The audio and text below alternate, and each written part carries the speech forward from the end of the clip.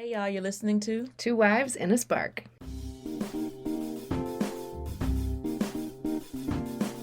As an interracial couple, we've learned a lot over the years, and we're committed to sparking conversations that build community and explore how race influences everything. Literally everything. So that's our focus for this podcast. Because we believe that intentional conversations are vehicles for change.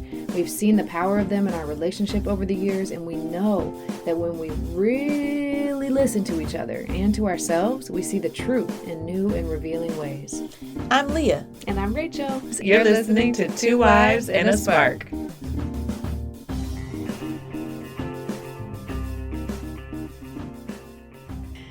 Hey y'all, in this episode, we are going to talk about how and why doing this work for racial equity, racial justice, and racial harmony is like a marathon, and it's definitely not a sprint. So we believe that there are no quick fixes to this work. There's no checkbox. There's no sprint.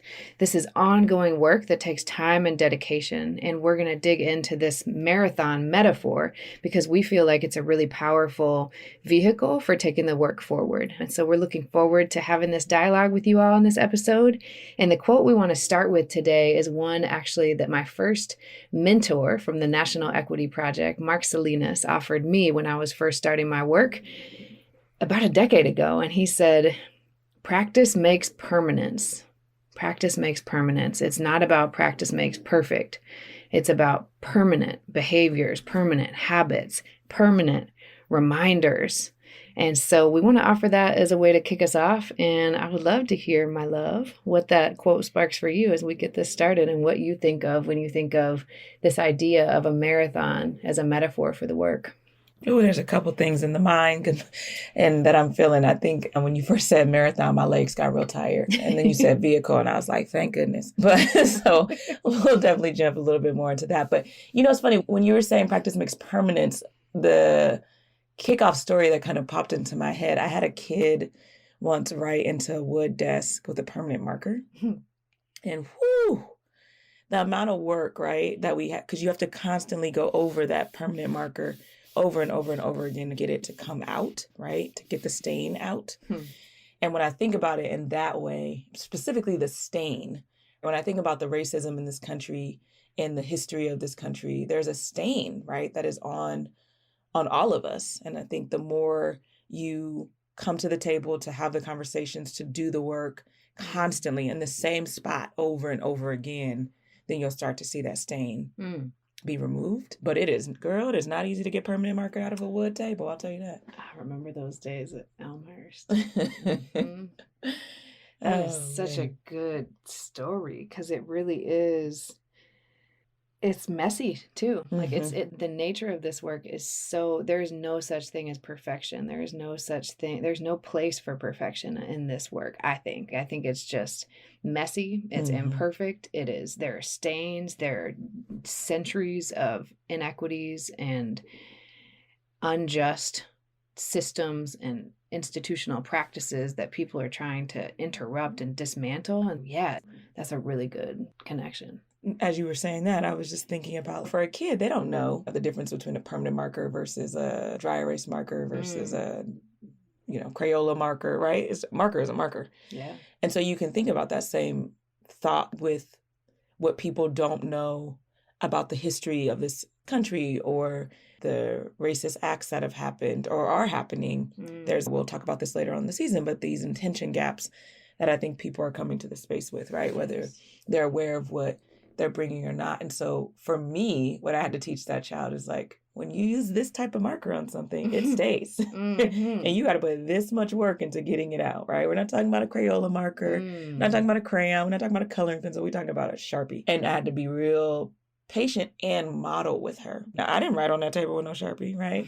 But I had to be next to her as she learned how to get it out and be on the journey with her to help her get that permanent stain out. So interesting. I remember because we talked about a couple episodes ago that our journey started in education, and I remember the transition from like whiteboards to smartboards, and when kids would write on a smartboard with a whiteboard marker, and it was just this panic of like, oh my gosh, what do you do? Or I can't remember with the whiteboard if a regular marker, but there was in time, I remember this moment of like, I had all these stains on my whiteboard. And someone walked in and was like, oh, you don't know the trick? You just have to go over it with another marker, like a different type of marker, and then it'll come out. And I was like, what? That just, it blew my mind. And I think that there's the parallel to this conversation is to our previous couple episodes where we were talking about last time that your journey started when you were 6 years old and my journey started when I was 22 years old in a lot of ways. And so there are people with practice to this point of like, when you've had practice having these conversations, some of the pitfalls, where the stains are, the harm that can be caused. And so there's a sensitivity, there's a practice that happens when you've been doing something for longer. And then you have just inherent ignorance that happens when you're starting something new for the first time. There's like some naivete that's like, just everything's new. So yeah, Sharpie on a desk, I don't know. And that's dangerous. And we're seeing that play out right now in a lot of ways when it comes to conversations about race with depending on where you're at on the journey. Yeah, for sure. When we first thought about naming this the marathon, I can just remember being like, I've never ran no marathon, right? Like just thinking about running a marathon makes me exhausted. But then when we were talking more about it, I was like, nah, technically, I've never run in a running marathon, but I run marathons just in the balance of the job, getting my job done every day, getting from the starting line to the finish line when it came to graduating from UC Davis. That was a marathon, right? Yes. And the tools and the practice that I had to get good at in order to finish that race they required a lot of training. They required a lot of mental training for me, for sure, and physical training. So while I've never run to get like a medal at the end of a run and had the aching muscles in the same way as marathon runners, I think I could definitely say I've run marathons throughout my life in terms of just the work and closing some skill gaps to make sure I'm getting to the finish line. Yeah. So it's like, we want to be clear, this is a metaphorical marathon. It's a literal marathon. It's a physical. So there are different ways you can enter into this idea of a marathon. But I think most people have a schema. 26.2 miles is a lot. It's not something you just wake up. Okay, I've only run half marathons, but I've never, and that's in and of itself. Like there's this whole marathon culture and like long distance running culture. I ran cross country and track in middle school, high school. So I'm like, running is in my core. Like I have a schema for this conversation as a runner, but what you just said is just as important. Like you have a schema for what it feels like to push through and persevere when things are hard. Right. And to have long-term goals that you follow through on, you know?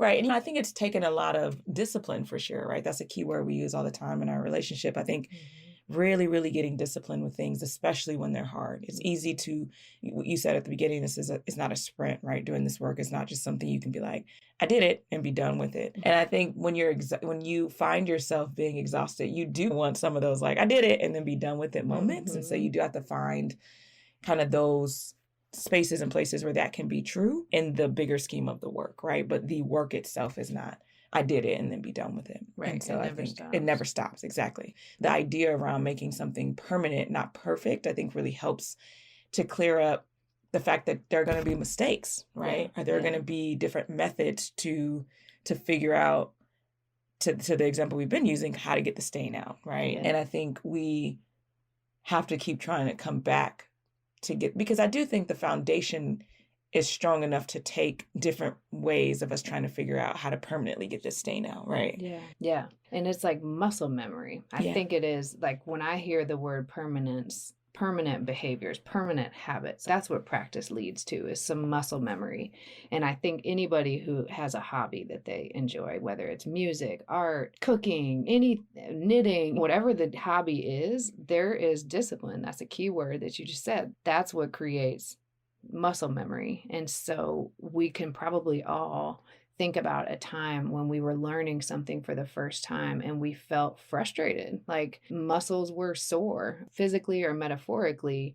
There is discomfort that comes with growth, period. And so I think people, what I find really interesting in doing this work as a strategist and a coach and a consultant is like people starting the journey who are super smart, have worked really hard they have all the letters behind their name, but yet this is really humbling because the muscles hurt and you feel vulnerable, and you've worked so hard to become the leader at this organization or running this team or company, and then you're very humbled when you realize, oh my gosh, none of those letters mean anything when it comes to this. I need to have some humility. I need to have it's just, you go back to the beginning of the journey in a lot of ways, which can be hard for people.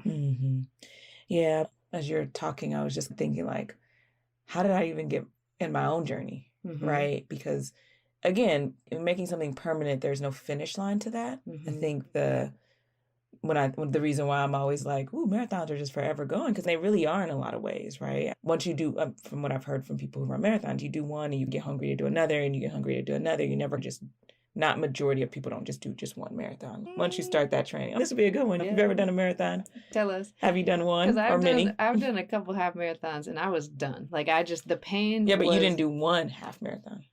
Yeah, but I gave it one more try because I was like, I don't know, this whole culture, it is enticing. It's addicting when you're in it. You're like, ooh, I want that next thing. I think I can push myself. What's it called? Like when you have dopamine, when you're like building a new habit and your brain's like, ooh, this is a good pain. Let's keep working because we know there's reward at the end. The endorphins that come at the end of a race, it's magical. You feel like you just did something really profound. But then the muscles start hurting and then you're like, dang, my knees can't take this anymore. So there was just physical discomfort that outweighed but anyway, I didn't mean to I actually think that that's a really good point, because I think what ends up happening when we're talking about the racism in this country and the microaggressions and assaults in this country, I actually do think people get tired. And they're like, I was in and I was going to protests and I was writing to my council person and I was in the journey with people and feeling the momentum. And then my muscles started to hurt. My mind started to hurt. My heart started to hurt. Right. I think that how do you get into it, especially if it's not something that you can in your day-to-day see the impact of, right? I think for where I was going originally was, when did my journey start? And we talked a little bit about this last week when I was like, I think the first time I really realized race was when I was a kid in regards to my hair. But I think the journey of how to stay at a table and have conversations that are challenging, I think I've been in my entire life because I'm the youngest. And so as the youngest child in my family for many years until I was 11, I was just thrown into adult conversations, whether I understood what was happening or not. And so then my nosy radar grew quick. I am a skilled, permanent nosy person. I know the perfect blinds for it. Anyway, different episode. But I think I have always had what people in society now would call a curious mindset, to wonder about others and other people's experiences and how people are connecting the dots. And so when I think about how I stay at the table in terms of conversations in regards to race, I think it always goes back to my empathy. Like, I think I've had a strong foundation in my training in life to understand that empathy is a key point in the journey. And while I may not know necessarily an Asian American's story, day-to-day experiences, day-to-day microaggressions, I know my own, right? And I know I don't like when I feel like I have a target on my back, or where I feel like all of a sudden the world is understanding that I could be in pain and now all eyes are on me, right? And so while I may not know what your pain is or you know exactly what your day-to-day experiences are, I can have empathy for that, which means I can then put my best forward to not add to that pain by doing my own research, by having conversations, by staying at the table, even when I'm not quite sure what to say or do, right? To engage in dialogues, to hear what another person might have to say or do as a next step, so that we can try to do it together to create a space and place that is not filled with harm. Yeah. Those are the things when I think about my journey, just in my own training, because you're always being thrown into something, right? Like in our society right now, where there's more awareness, but not as much action, but awareness of the fact that we live in a world that is filled with inequity and inequalities. And I think it's important for us to, now that we're aware of that, to now figure out how we then act to make a change. But that can be hard to do, I think, for many people when you don't know what your day-to-day actions need to look like, or even what your journey looks like, or what other people's journey has looked like. Right. Yeah. I think that those things, so the curiosity and the empathy, those, in a lot of ways, those are the things that I think bond us together. And I think that's what sparked our friendship to begin with. I think we share that. It just so happens that we're both the youngest child and we're both super observant. I do think it's interesting that you mentioned that, though, because we're very observant people. And so we have like how empathy. she says observant and not say nosy. There's a cultural difference there, you know. I'm sure there is. I'm sure there is.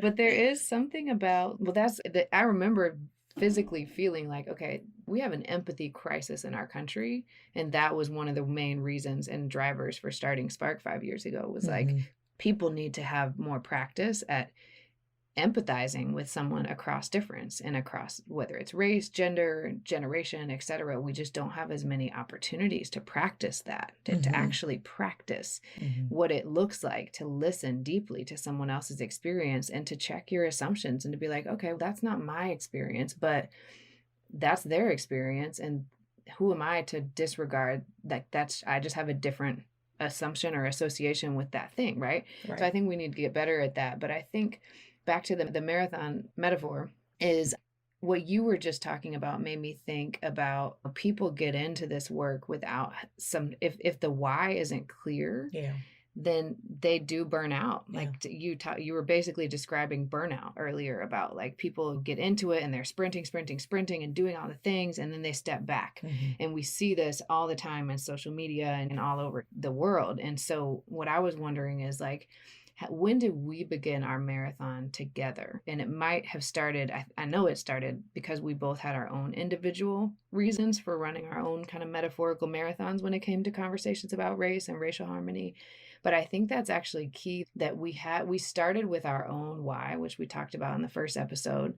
And then that fueled us, because we need things when we just, no one really like accidentally runs a marathon. You have to sign up and you're like, okay, 26.2 miles, right? And it's like, you have to prepare, unless you're just some ridiculously superhuman muscular, I don't know the word for this, but like, no, most people don't. What else she's gonna say there? You don't just wake up and run 26.2 miles with no practice, period. So when did we start practicing that helped us have these muscles? Because there are things that come into being able to run a marathon. Involves habits, it involves training, and it involves like knowing where you're at currently and where you're going. You have to know, okay, in 6 months, I'm going to fly to Boston and run the Boston Marathon. And this is a plan. I'm going to make a plan.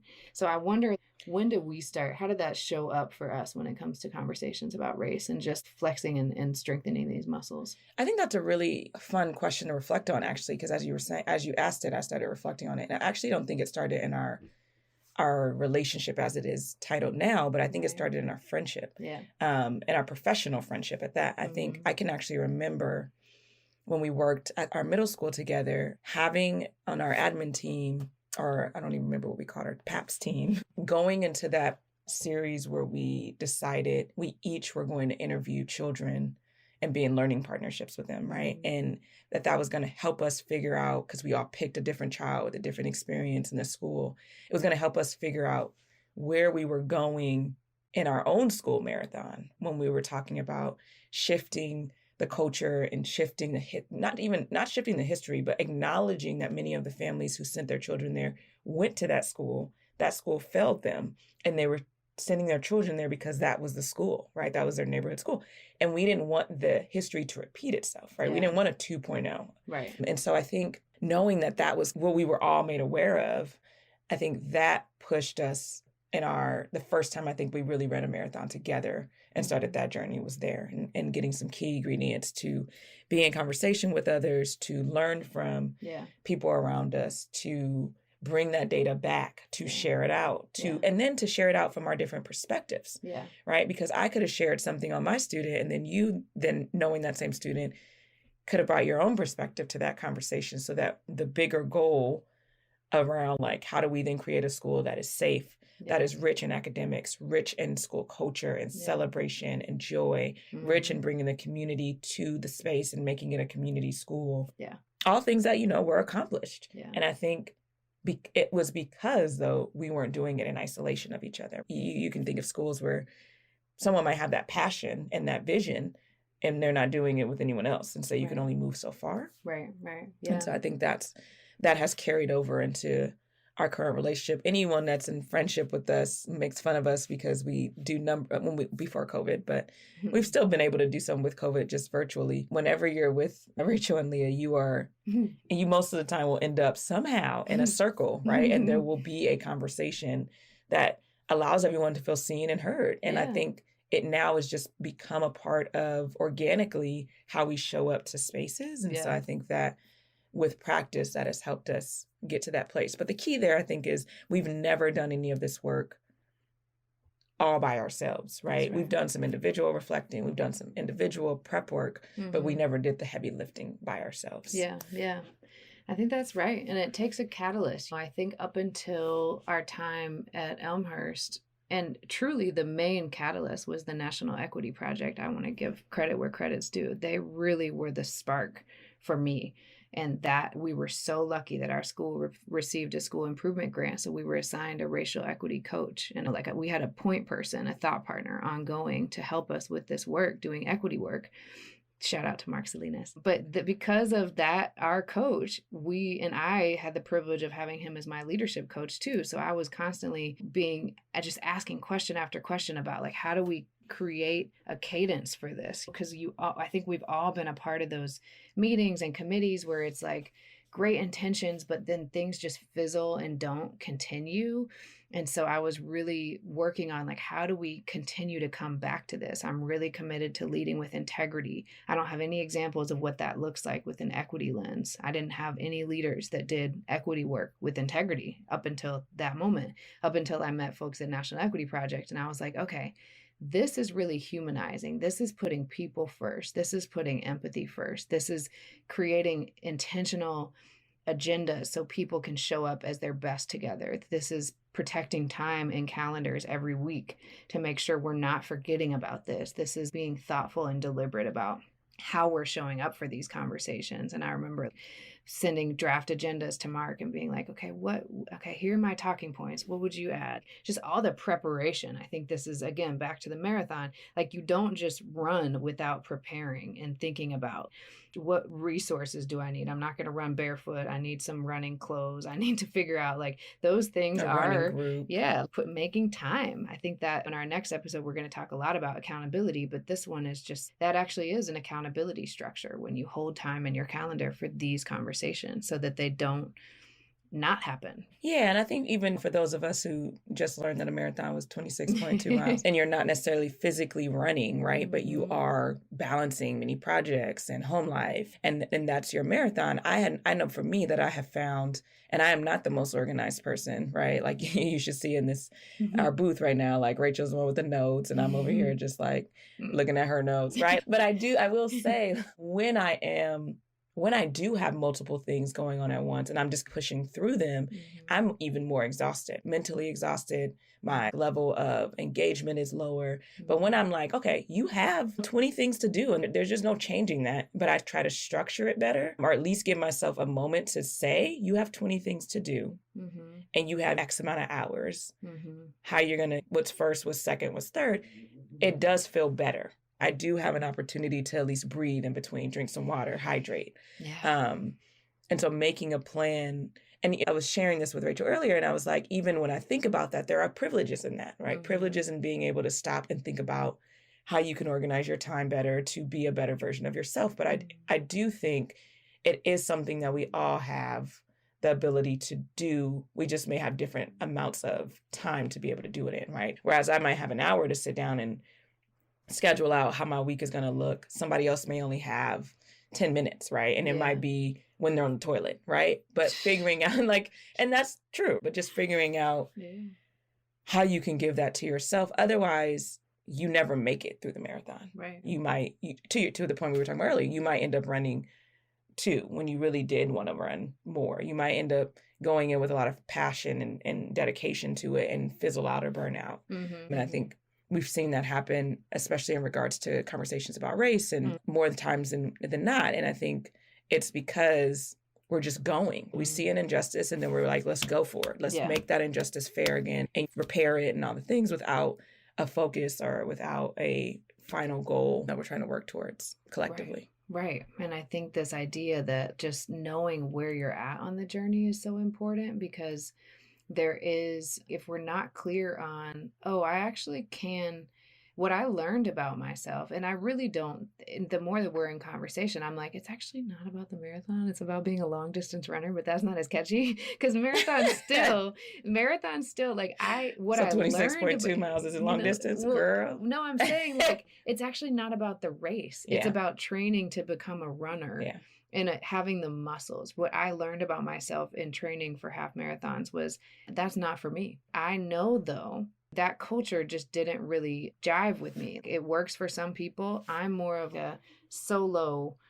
Running to me is spiritual. It's like my filling of my cup. And so I don't need a race or a trophy or a medal to show me that this is a healthy habit for my soul. So I'm still a runner. I still run. And it's not, oh my gosh, I didn't run 12.3 miles. I'm not doing the work. And so I think there is something about, we all have, this is a metaphorical marathon, truly, like 26 miles is a lot of miles, where it's really more like a Ironman 100 mile. It just never ends. The moment we get close to the finish line, we should, as we grow and learn and develop as human beings, working to be a little bit better the next day, we might think, oh, okay, I'm going to strive for 36 or whatever that is. So I just want to make that clear that it is like, we can sometimes get so attached to these metaphors or these things that it's like, or to the outcomes. Yeah, to the outcomes. Instead of the practices. Yeah. And so it is to me about this practice of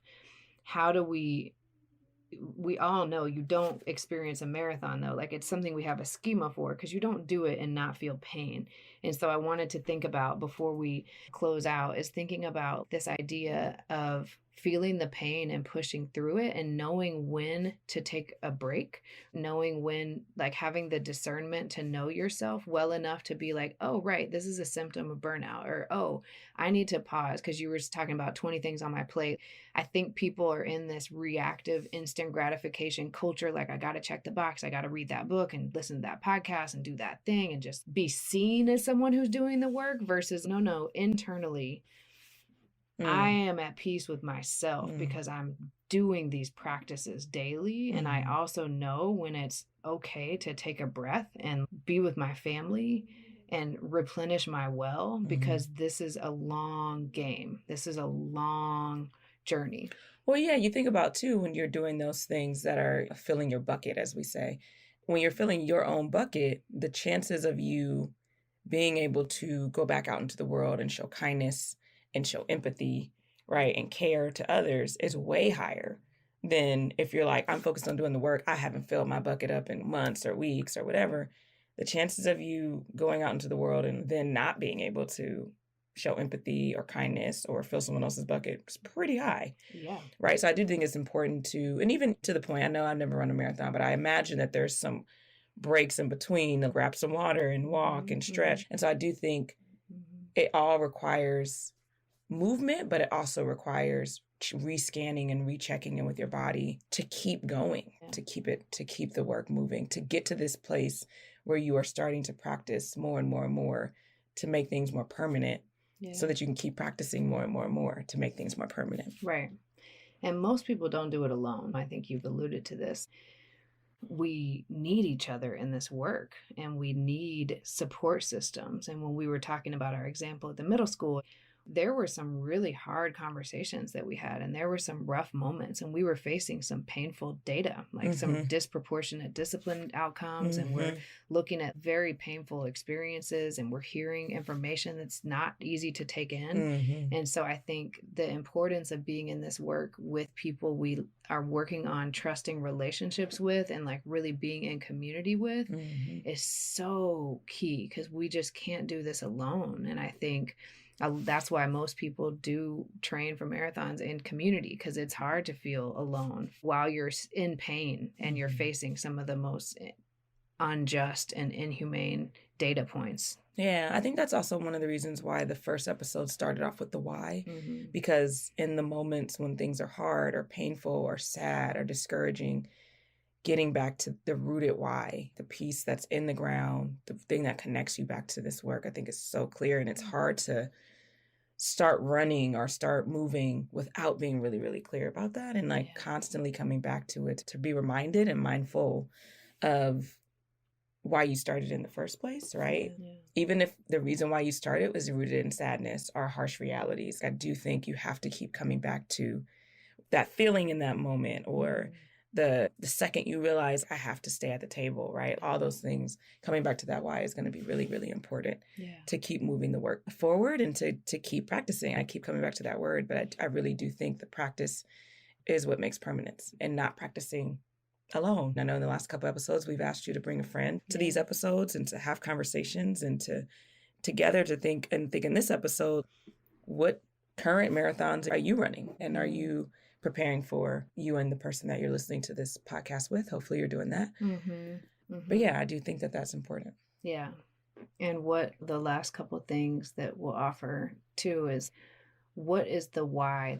What is your why? We asked it again, but coming back to it, like circle back to it. What is your why together? Whoever you're listening to this with, like what connects your whys, and how can that be a bridge when things get hard and when the muscles are sore? And how can we keep coming back to that why? And how can we keep using this metaphor of a marathon as a way to enter into some of where we're at, right? Because we have to, if we're really committed to sustaining this work, and we talked about this is for our future children, like we know we might not be the beneficiaries of the outcomes of these conversations, but we know that sparking them matters. We know that showing up intentionally matters. And so we'll invite you to also think about the SPARK acronym. Like, to us, these are practices that we work on. How are we showing up authentically on a regular basis?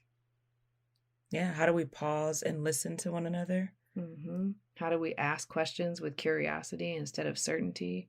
And then just how do we respect the diversity that's around us, whether that be in opinion, whether that be in people, whether that be in stories? How do we respect the diversity that's around us? And how are we kind to conflict? How do we show kindness to messiness and tension?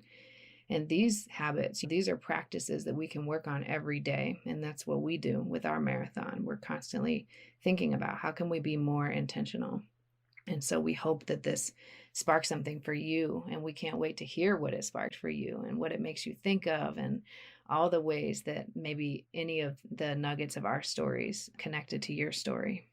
Well, friends, this week we're sending you lots of love and light, and we do hope that you have a great week, and we can't wait to hear what this sparked for you. All right, y'all. See you next week.